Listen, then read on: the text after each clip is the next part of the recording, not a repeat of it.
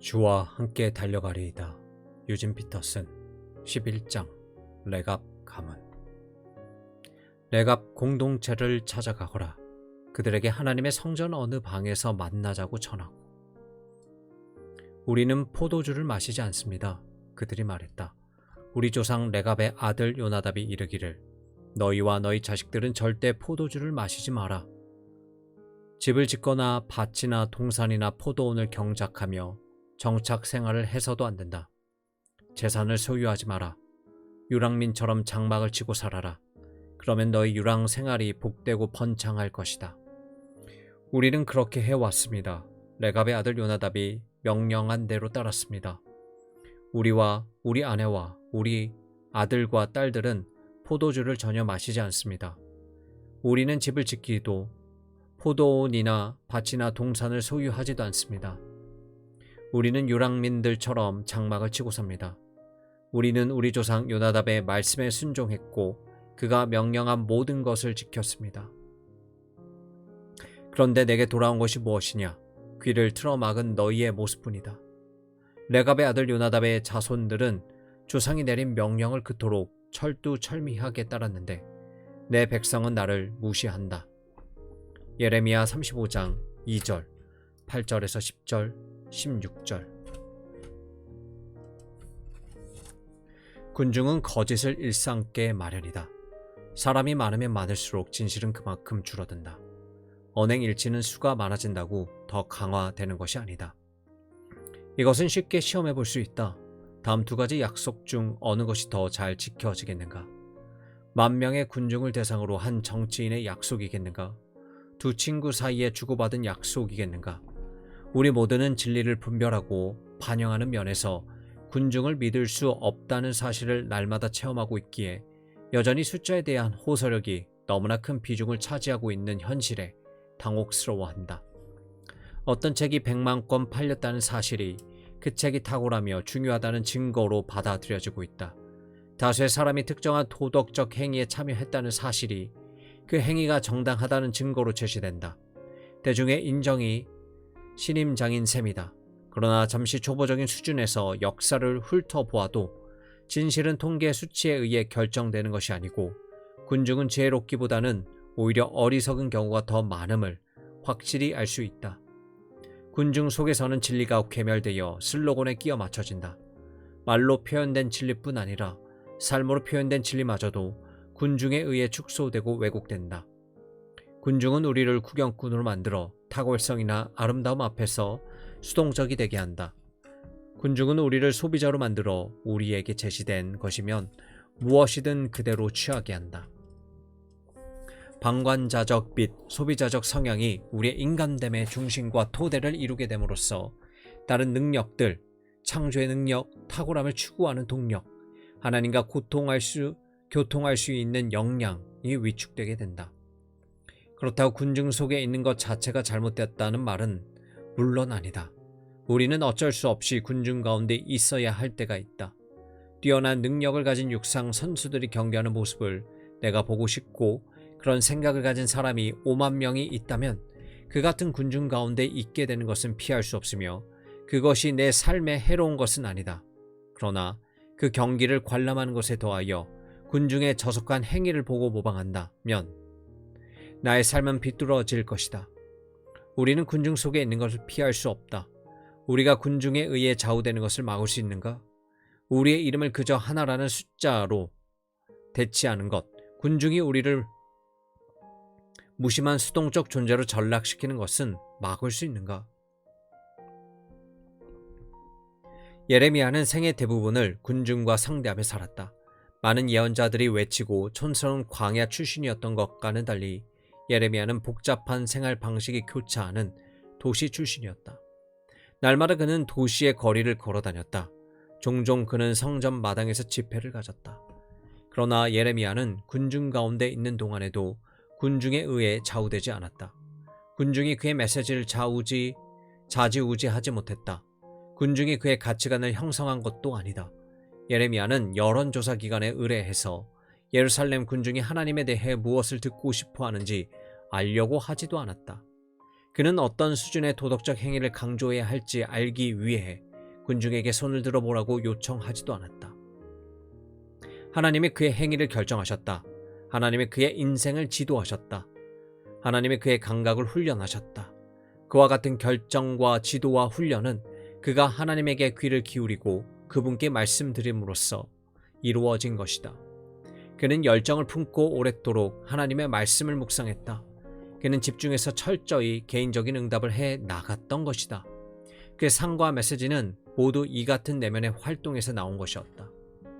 그러나 이제 그만 더 이상 하나님의 메시지를 전하지 않으리라 하고 마음만 먹으면 말씀이 제 뱃속에서 불처럼 타오르며 뼛속까지 태웁니다. 참아보려고 했지만 이제 지쳤습니다. 더는 견딜 수 없습니다. 예레미야 20장 9절. 예레미야는 자기만의 특징을 이루었다. 그는 하나님이 약속하시는 모든 것을 원했다. 그는 하나님이 하시는 모든 일에 참여하고 싶어 했다. 그의 영적 집념과 예언자적 열정이 그를 다른 이들과 구별시켰다. 그는 키에르 케고르, 그 자신이 놀라울 정도로 예레미야와 닮은 키에르 케고르가 단 한 명 유일무이한 개인이라고 부른 인물이 되었다. 때로 아주 뛰어난 인물과 함께 있게 되면 우리도 자극을 받아 그와 비슷한 수준에 도달하려고 애쓰게 된다. 우리는 운동선수가 경기하는 모습을 보고는 우리도 삶의 안정과 은혜를 선사할 그런 훈련을 받기로 결심한다. 음악과 연주를 듣고는 다시는 엉성한 수준에 만족하지 않겠다고 결심한다. 용기와 열심을 품고 살아가는 사람을 유심히 관찰하고는 우리도 최선의 삶을 살겠다고 결심한다. 그러나 어떤 경우에는 주눅이 들기도 한다. 아무리 노력해도 그런 삶에는 도저히 근접할 수 없다고 생각한다. 비교의 결과 우리의 부족함이 드러나게 되고 따라서 우리는 그럭저럭 살아가는데 안주하고 만다. 예술가, 운동선수, 성인 등이 어떤 가능성을 증거하고 증명하는 존재로 여겨지는 게 아니라 게으른 구경꾼과 실증난 소비자들을 위한 기분 전환용 오락거리로 취급되는 것이다. 이것이 바로 예루살렘에서 예레미야가 처했던 운명이었다. 군중은 그를 따라 구별해 버림으로써 그의 상과 관계를 맺지 않으려 했다. 군중은 그가 말하는 내용을 이해했고 그의 생활 방식을 흠모했을 가능성이 높지만 그들의 자아 개념은 어디까지나 군중에 의해 좌우되었다. 그들이 하나님을 불신하는 것은 아니었지만 열심히 개인적으로 참여할 수 있는 자격을 자기들 스스로 박탈해버렸다. 하지만 성경적 믿음이 항상 견제온 것은 하나님과 더불어 살기 위해 어떤 특별한 조건이 갖추어져야 하는 것은 아니라는 점이다. 즉, 어떤 특별한 재능도, 어떤 수준 이상의 지적인 능력이나 도덕성도, 특별한 영적 체험도 필요하지 않다는 것이다. 나는 종교적인 사람이 아닙니다 라는 식의 발언은 허용될 수 없는 것이다. 종교적인 사람이라는 것 자체가 존재하지 않는다. 다만 인간만 존재할 뿐인데 모든 이가 하나님과 개인적이고 영원한 관계를 맺도록 창조되었을 따름이다. 그러면 오락과 방종의 생활에 길든 사람을 어떻게 하면 최선의 삶을 살도록 일상의 예술가가 되도록 주변부에서 빈둥거리지 않고 삶의 한복판으로 뛰어들도록 만들 수 있겠는가? 어느 날 예루살렘 거리에 이상한 사람들이 나타났다. 그들은 레갑인이라 불렀다. 레갑인들은 유랑 생활을 하면서 장막에서 살았다. 그들은 전차와 여타, 무기류를 만드는 일에 종사하는 금속공의 길드였다. 그들은 여기저기 떠돌아다니면서 시골 마을과 도시 외곽에 캠프를 설치하곤 했다. 비뚤어진 창이나 수리가 필요한 전차 바퀴가 있다면 레갑인들이 도착할 때까지 기다려야 할 것이다. 그들은 적은 무리였으며 자기들끼리 똘똘 뭉쳐 살았다. 레갑인의 조상은 250년 전 곧 예후의 시대에 살았던 요나답, 벤 레갑까지 거슬러 올라간다. 그들은 자기들의 엄격한 생활과 독특한 정체성을 선조의 명령에 대한 순종의 일환이라고 설명하곤 했다. 우리는 그렇게 해왔습니다. 레갑의 아들 요나답이 명령한 대로 따랐습니다. 우리와 우리 아내와 우리 아들과 딸들은 포도주를 전혀 마시지 않았습니다. 우리는 집을 짓지도 포도원이나 밭이나 동산을 소유하지도 않습니다. 우리는 유랑민들처럼 장막을 치고 삽니다. 우리는 우리 조상 요나답의 말씀에 순종했고 그가 명령한 모든 것을 지켰습니다. 예레미야 35장 8절에서 10절. 금속 기술자들은 나름대로 엄격하게 준수되는 비밀을 많이 갖고 있었다. 취하게 하는 물질을 멀리하는 것은 방종한 입술을 배를 침몰시킨다라는 유명한 규칙을 쫓은 것이었다. 고대 연금술사는 보통 유서 깊은 족보를 가진 자부심 높은 가문을 형성했다. 혼인도 길드 내에서 조심스럽게 중매해서 외부인이 들어오는 것을 막았다. 금속 세공인은 상당량의 기술 지식을 축적하고 있었으며 여러 세대를 걸쳐 그것을 철저히 지키고 전수했다. 그 직업의 성격상 어느 한 곳에서 영구적으로 자리 잡고 살 수 없었다. 그는 한 지역에서 몇 개월에서 몇 년 정도 살았는데 그곳의 광석은 연료가 바닥이 날 때까지 머물 수 있었다. 세공인의 일은 상당한 기술과 오랜 훈련이 필요했으므로 자연히 농사 일이 배제되었다. 바벨론의 유다 침공으로 인해 시골에서 사는 것이 위험해졌기 때문에 레갑인들은 예루살렘의 성벽 안으로 들어오게 되었다. 그 도시에서 그들은 특이한 면이 돋보이는 별종이었다. 물론 금방 눈에 띄어 사람들의 입에 오르내렸고 얼간히 취급을 받곤 했다. 2, 3일도 지나지 않아 누구나 그들을 목격하거나 그들에 대한 소문을 들었을 정도였다. 그런데 이런 일이 일어났다. 요시아의 아들 여호야김이 이스라엘의 왕으로 다스리던 때에 예레미야가 하나님께 받은 메시지다. 레각 공동체를 찾아가거라. 그들에게 하나님의 성전 어느 방에서 만나자고 전하고 그 방에서 그들에게 포도주를 대접하여라. 예레미야 35장 1절에서 2절. 그런데 레갑 사람들은 포도주를 마시지 않는다. 이는 삼척 동작까지 다 아는 사실이다. 왜 그들이 즐기지도 않는 포도주 파티에 그들을 초대한단 말인가? 잠시 후 예레미야의 머리에 이런 생각이 떠올랐다. 아, 그렇구나. 레갑인은 번잡한 예루살렘 거리에서 흔히 군중 심리에 젖은 이들이 불가능하다고 생각하는 두 가지 사실을 증거하는 생생한 증인이었다. 그들은 일상적인 평범한 사람들이 인격적인 명령을 쫓아 일평생을 살 수 있음을 보여주는 증거였다. 그리고 그들은 또한 줄기차게 차별성 있는 생활 방식을 유지하는 게 가능함을 보여주는 증거였다. 사람들이 이미 레갑인의 특이성을 간파하고 있었으므로 그걸 놓친다는 것은 도무지 불가능했다. 이제 레갑인을 구별된 존재로 만들며 독특한 정체성을 부여하는 것이 무엇인지 정확하게 알게만 된다면 그들 자신도 독자적인 정체성과 규율에 따른 독특성을 가질 수 있음을 알게 될 것이다. 예레미야는 그 가능성을 보았고 따라서 일에 착수했다. 그는 성전군에 있는 공개된 방을 사용할 계획을 세웠는데 그 방은 사방이 트인 곳이라 종교 지도자와 일반 대중이 모두 볼 수 있게끔 되어 있었다. 그는 레갑 사람들, 그리 많지 않았을 것인데 아마 15에서 20명 정도 되었을 것이다. 그는 레갑 사람들을 점심에 초대했다. 그는 포도주가 담긴 단지와 잔들을 식탁에 준비했다. 예레미야가 길거리 체험을 바탕으로 사람들로 하여금 하나님께 주목하도록 한 일은 이번이 처음이 아니었다. 어느 날 그는 시장에서 결혼식이나 종교적 축제 때 입는 멋진 세마포 옷을 하나 샀다. 예레미야가 물건을 사는 과정에서 어떤 고의적인 행동을 했을 것이라고는 늘 상상하곤 하는데 추측건대 가능하면 많은 사람들이 그 구매 행위를 알게 하려고 오후 반나절 내내 가게 주인과 흥정하면서 시간을 보내지 않았을까 싶다. 그래서 소문이 퍼져나갔을 것이다. 예레미야가 무엇 때문에 세마포 옷을 사는 거지? 어떤 특별한 사건이 벌어지려는 것일까? 우리를 빼고 그가 무슨 일에 초대받은 것일까? 그러고 나서 예레미야는 자기가 그것을 입는 날이 오기까지 그 아름다운 옷 뭉치를 맡아서 안전하게 바이틈에 끼워 놓았다. 나중에 그는 마치 특별한 행사에 입으려는 듯이 그것을 다시 끄집어냈다. 그랬더니 자연의 풍화와 벌레에 노출된 나머지 온통 썩어져 누더기처럼 되어 있었다. 백성들은 그 메시지를 포착했다. 이스라엘은 하나님이 입고 싶어 했던 멋진 옷이었으나 그분의 목적에 사용될 준비가 되어 있지 못했다는 것. 먼저 이스라엘은 평범한 삶을 살고 싶었고 그래서 스스로를 똘똘 뭉쳐 안전한 일상 속으로 끼워 넣음으로써 정작 하나님의 큰 값을 치르고 그들을 구입한 목적에서 떨어져 나갔던 것이다. 그러나 그날이 오면 그들이 아무런 쓸모가 없다는 것이 판명될 것이다. 그들이 좀 더 편하게 살려고 제쳐두었던 아름다운 도덕적 삶이 나중에 끄집어내 보면 썩어 문드러져 폐물이 되어 될 것이다. 또 한 번은 예레미야가 어깨에 남은 멍에를 메고 예루살렘 거리를 비틀거리며 다니면서 장차 바벨론의 지배하에서 그런 고역을 겪을 것임을 예고하는데 죽임을 당하는 것보다 훨씬 나으니 그런 생활에 익숙해져야 한다고 그들에게 말했다. 그날은 예레미야가 이미 소문거리로 입에 오르내리던 레갑 사람들을 사용했다. 예레미야의 초대를 받은 그들은 이제 그와 함께 식탁에 앉아 있다.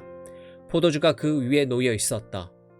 인자하고 친절한 주체자인 예레미야가 잔을 들며 건배를 외쳤다. 르하임, 포도주를 마시자.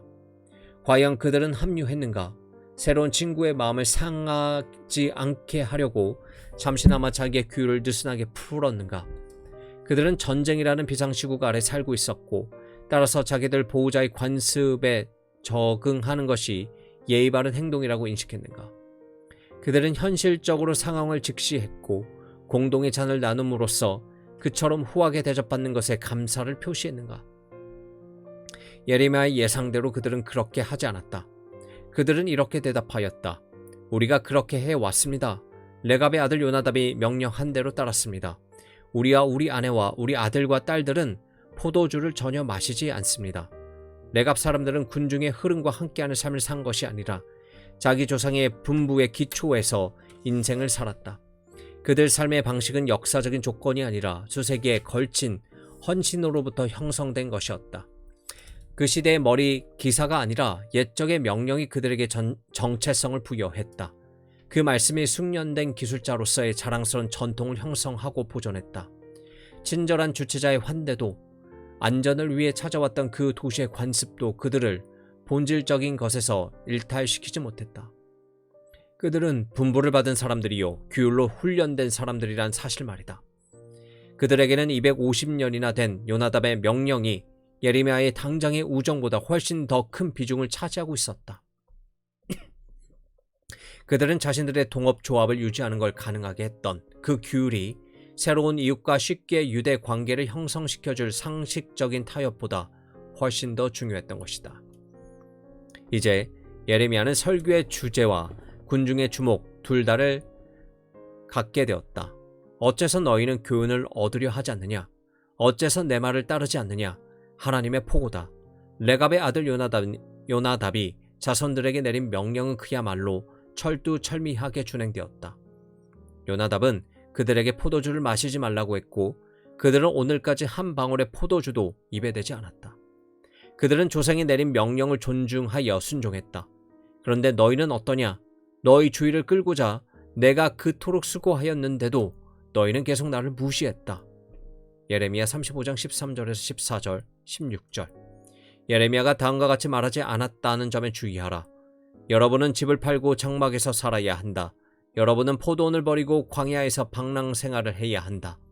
여러분은 포도주를 절제하고 물만 마셔야 한다. 여기서 모범적인 예로 권장한 것은 레갑 사람들의 구체적인 생활 모습이 아니라 분부를 쫓아 순종하면서 규율 안에서 성실하게 사는 삶이었다.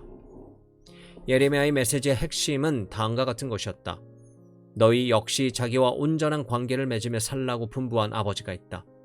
너희는 그분이 사랑의 삶을 살게 하기 위해 너희를 따로 구별했다는 것을 알고 있다. 그런데 왜 그에 합당하게 살지 않는가? 만일 죽을 운명을 지닌 평범한 인간은 그렇게 살 수 없기 때문이라고 생각한다면 다시 한번 생각해보라. 레갑인들도 죽을 운명을 지닌 평범한 인간이지만 과거 250년에 걸쳐 그렇게 살아왔다. 너희 역시 나름대로의 특성을 유지하기 위해 특정한 규율이 필요한 그런 생활 방식을 갖고 있다. 그 규율은 너희로 하여금 살아가는 방식에 대해 구체적인 결정을 하게 만든다. 즉, 정규적인 예배, 신실한 기도생활, 11조와 가난한 자를 돌보는 것, 도덕적 행위와 의로움의 추구 같은 것들이다. 그런데 너희는 왜 그렇게 살지 않고 있는 것이지? 만일 그런 삶이 죽을 운명의 평범한 인간에게 너무 엄격한 생활이라고 생각한다면 다시 한번 재고해 보아라. 레갑인들도 죽을 운명의 평범한 인간이지만 과거 250년에 걸쳐 그렇게 살아왔다. 그들은 그냥 쳐다보지만 말아라. 그들에 관해 그저 이야기하는 데 그치지 말아라. 그들의 독특한 면을 눈여겨보아라. 그들은 흥밋거리가 아니라 하나의 본보기다. 그들이 너희에게 너희가 얼마나 엉터리로 지루하게 살고 있는지 보여주게 하라. 아울러 너희가 얼마나 잘 살 수 있는지도. 너희의 문제는 능력이 없는 게 아니라 게으르다는 점에 있다. 예루살렘에 사는 사람 중에서 의식적이고 의도적으로 하나님의 자녀로 살면서 믿음의 삶을 지지해주고 보존해주는 독특한 규율을 실천하며 살만한 능력이 없는 자는 한 사람도 없다. 그런데 너희는 군중이 너희를 구경꾼과 소비자로 변질시키도록 허용했다. 너희는 너희 삶이 무기력하고 방종하게 되도록 허락했다. 너희는 이제까지 너희에게 주어진 최상의 것, 바로 하나님의 말씀을 무시했고 군중의 수도와 잡담이 너희 귀를 가득 채우도록 허용했다. 너희는 믿음의 사람들의 수세기에 걸쳐 사용해 왔던 단순한 행위, 곧 하나님의 진리와 창조 세계의 아름다움과 인간됨의 본질과 계속 접촉하기 위해 해왔던 행위를 저버렸다. 그 대신에 군중이 천박한 것들로 너희를 산만하게 하고 선전을 동원해서 비인간화시키도록 허용해왔다. 왜 너희는 군중에게 질질 끌려 나태함에 빠지는 대신 하나님의 명령을 쫓아 거룩한 순종의 삶을 살지 않는가? 레갑의 아들 요나답이 자손들에게 내린 명령은 그야말로 철두철미하게 준행되었다. 그런데 너희는 어떠냐? 너희 주의를 끌고자 내가 그토록 수고하였는데도 너희는 계속 나를 무시했다. 예레미야는 우리가 잘 규정된 우리의 업무, 그 업무가 군중에 의해 형성되고 인가되어 인생을 구성한다. 그 업무를 아무 성찰도 없이 해 나가는 행습에 대해 심각한 반대를 제기하고 있다. 뉴욕의 철학자 윌리엄 바레트는 이렇게 이견을 제시한다. 현대 문명은 과거의 기대 이상으로 수많은 사람들의 물질적 수준을 높여주었는데 그들을 더 행복하게 만드는 데 성공했는가? 많은 양의 현대 문학으로 판단해 보건대 아니요 라고 대답해야 할 것이다. 오히려 어떤 면에서는 정반대의 것을 이룩했다고 말해야 할지 모르겠다. 우리 사이의 도덕적 수준은 부끄럽게 짝이 없다. 우리 문화의 영적 상태는 황당한 수준이다. 우리의 삶 가운데 어떤 측면이든 군중에게 주도권을 넘겨주게 되면 그만큼 삶이 피폐해진다. 군중의 규모가 크면 클수록 우리 삶은 더욱 왜소해진다. 언젠가 폴리니우스는 로마인이 아름다운 건물을 지을 수 없었을 때 큰 건물을 만들었다고 말한 적이 있다. 그런 관행은 지금도 여전히 보편화되어 있다. 즉, 우리가 어떤 것을 잘할 능력이 없다면 그것을 더 크게 만드는 것이다. 우리는 수입에 더 많은 돈을, 집에 더 많은 방을, 일정에 더 많은 활동을, 달력에 더 많은 약속을 추가하곤 했다. 그렇게 하나가 추가될 때마다 삶의 질은 더욱 떨어진다. 그와 반대로 우리가 군중에게 내어줄 삶의 일부를 회수하고 우리에게 향한 하나님의 부르심에 응답할 때마다 우리는 더욱더 본연의 모습을 되찾게 되고 더욱 인간적이게 된다. 우리는 군중의 습관을 거부하고 믿음의 훈련을 쌓을 때마다 좀 더 생명력 있는 삶을 영위하게 된다.